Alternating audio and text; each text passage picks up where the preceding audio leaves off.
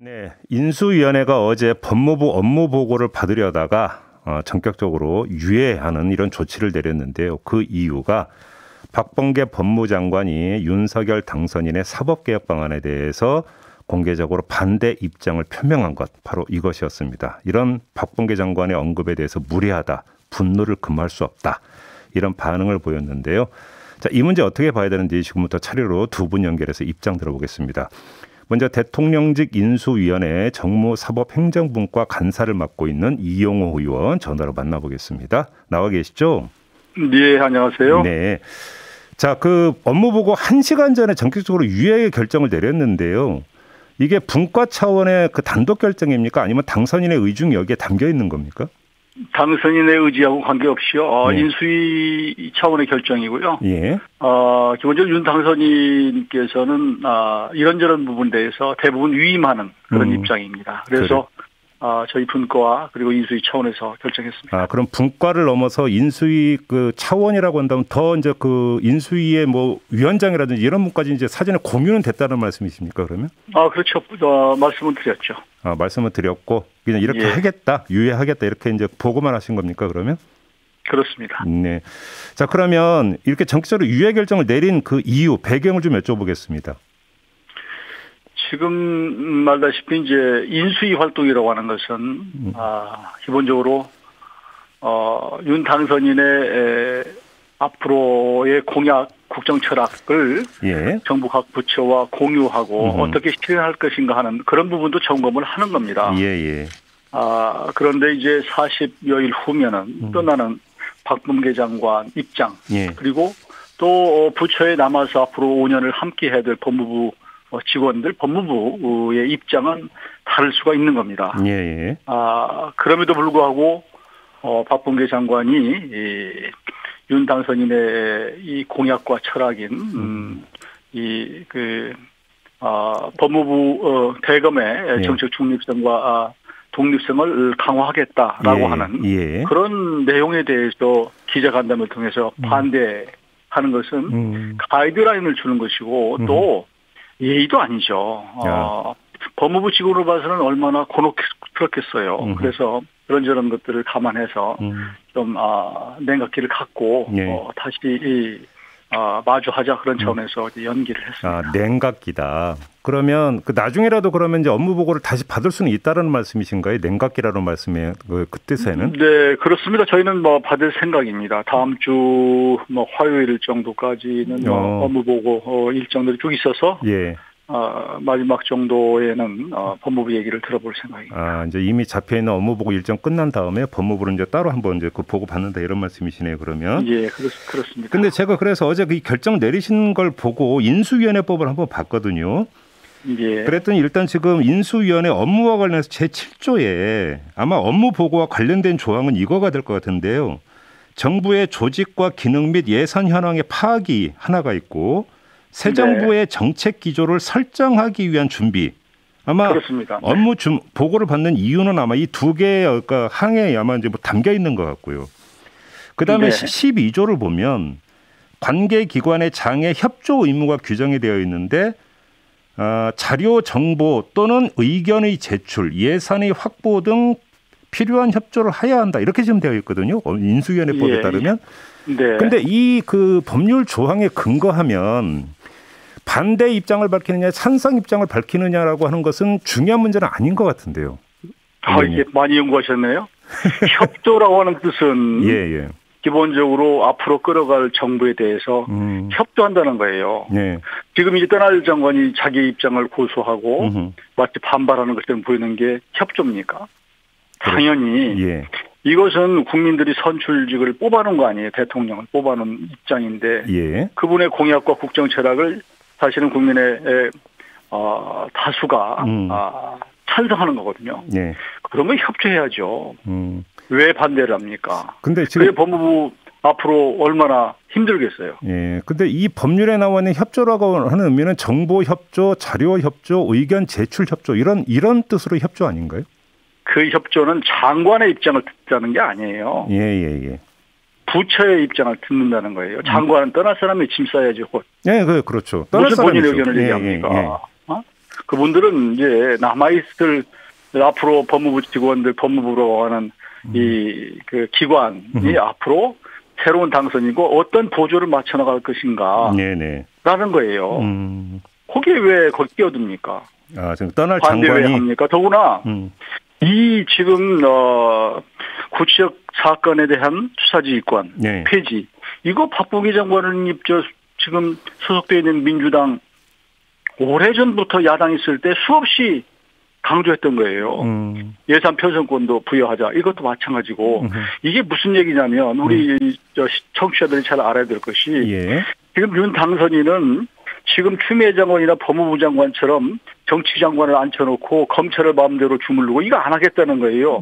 고리를 끊겠다는 거예요. 네네. 그러면 굉장히 칭찬을 해줘야 되는 거예요. 그런데 왜 반대해요?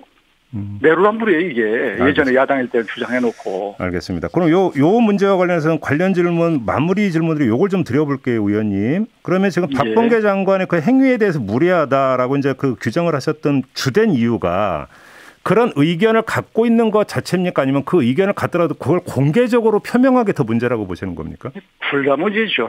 둘 다. 둘 다. 무례한 거죠. 그건 뭐 국민들이 판단하는 일이지만. 네네. 아니 지금 보고를 하러 인수위에 갈 우리 직원들 앞두고 이거 반대해라. 가이드라인 주고 기자간담회에서 하는 게 그게 예의 있는 행동입니까? 알겠습니다. 어제 그 대검찰청 보고는 받으셨죠? 어제 대검은 받았습니다. 예, 그런데 아무튼 보도 나온 대로 그러면 그 윤석열 당선인의 사법개혁 공약에 대해서 대체로 동의한다 이런 보고 내용이었습니까? 네, 기본적으로 검찰의 독립성과 중립성을 강화하는 쪽으로 이제 공약을 했기 때문에 네네. 대검으로 봐서는 우리 윤석열 당선인의 국정 공약 철학에 대해서 공감하고 또 앞으로 함께 노력하자 그런 입장 자세를 보였습니다. 알겠습니다. 그러면 이제 그 윤석열 당선인의 공약 내용에 대해서 좀 질문을 드리겠는데요. 수사지휘권 폐지 문제라든지 독자적인 예산 편성권 그 부여 문제라든지 직접 수사 확대 문제 있지 않습니까? 이 가운데 법률 개정을 거쳐야 되는 게 있고 시행령을 거쳐서 될 수 있는 부분이 있지 않습니까? 어떻게 갈라지는 겁니까? 여기?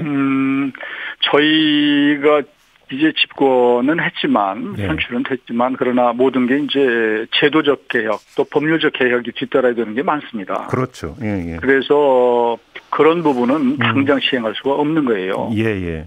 그렇지만 이제 그렇지 않아도 되는 것들은 장관의 훈령이나 그 이외의 법 이하 국회에서 그러니까 국회를 통과하지 않아도 될 수 있는 것들은 우선적으로 시행을 하자라고 얘기를 했습니다. 그러면 예를 들어서 직접 수사를 확대하는 방안 같은 건 해석이 좀 갈리더라고요. 법률 개정 사항이라는 사람도 있고 그 시행령 약간 손보면 가능하다라는 그 주장도 있던데 지금 인수위에서는 어떻게 파악하고 있습니까?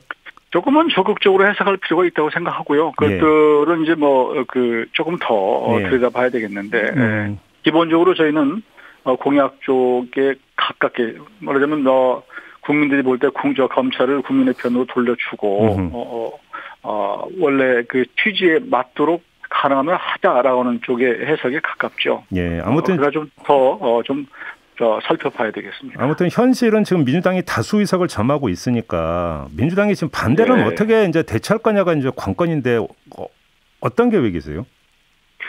아니 기본적으로 이제 법을 바꾸는 문제는 국민들에게 설득하고 지금 말씀드렸지만 예를 들어서 법무부 장관의 구치역 사건에 대한 수사지휘권 폐지 이게 국민들이 잘 몰라요. 근데 이게 뭐냐? 장관이 마음대로 예를 들어서 한명숙 예전에 총리 이거 대법원에서 다 수사 난 거 그 판결 난 걸 갖다가 다시 해라 이런 사례란 말이에요. 국민들이 잘 모르기 때문에 이런 것들을 왜 하는 것인가를 국민들에게 설명을 하고 한편으로는 또 야당도 설득해야죠. 또 서로 얘기를 해서 법을 통과시키도록 하는 노력을 해야 될 것이고 그 전이라도 조금 전에 말씀드렸지만 훈령이나 다른 것으로 할 수 있으면 하도록 해야 되겠습니다. 알겠습니다. 오늘 감사원 업무 보고가 있습니까? 네, 오늘 오전에 있습니다. 예, 지금 이제 이 감사위원 인사 문제가 현안으로 불거졌는데 이 문제 어떻게 풀어야 된다고 생각하세요, 의원님?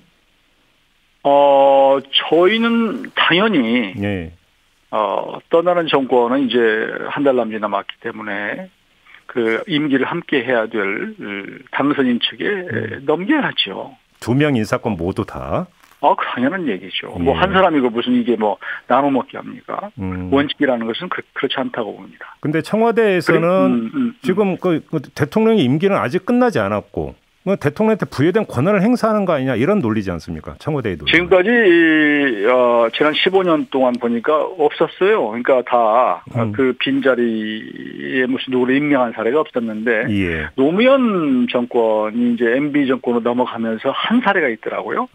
그래서 그때는 이제 이명박 취임하는 대통령에게 양해를 구해서 떠나는 그 노무현 전 대통령이 임명을 했는데 예. 그때도 충분히 의견을 나눠서 했고 동의를 했고 그러나 또 취임하고 나서 또 그만뒀어요.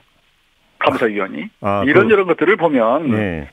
굳이 왜 떠나는 분이 이렇게 이 부분에 꼭 하나를 해야 되겠다고 하는 건가라는 것인데 지금 감사원의 그 위원회 그 인적 구조가 모두 7사람이 원래 이제 위원이 있고 그러면서 지금 이제 5명이 있고 2자리가 공석인데 네네. 지금 친여 인사가 3분이에요, 3분. 네네. 3사람이 친여 인사예요. 그러니까 현 정권에서 임명한 사람이기 때문에 둘 중에서 한 사람만 해놓으면 그러면 과반수가 지금 떠나는 정권에서 다 해놓고 가는 거예요. 그러니까 거의 무슨 시쳇말로 알박기를 해놓고 떠나는 거예요. 그런데 감사원의 기능이라고 하는 기본적으로 과거를 감사하는 거 아니에요. 그러면 한 2년 가까이를 지금 떠나는 정권이 위원을 다 이렇게 심어놓고 가면 그분들이 지난 정권에 대해서 혹시라도 저희가 하겠다는 것이 아니고 어떤 감사할 일이 있으면 적극적으로 다 하겠습니까? 네. 이건 잘못된 거라는 거예요. 알겠습니다. 네.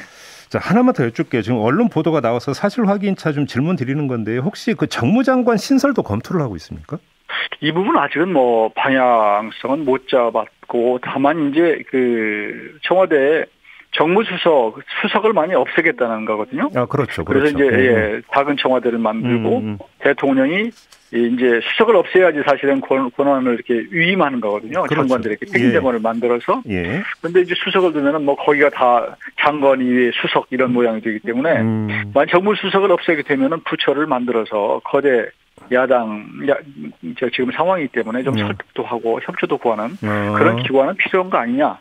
거기에는 좀 어느 정도 공감대가 좀 이루어진 거 아닌가. 거기까지는 공감대가 좀 형성이 돼 있다. 네, 필요하다는 거죠. 만일 전제 조건으로 그러니까 정무장관이 없어진다면, 정무수석이 없어진다면. 네네, 예. 어떤 맥락인지 알겠네요.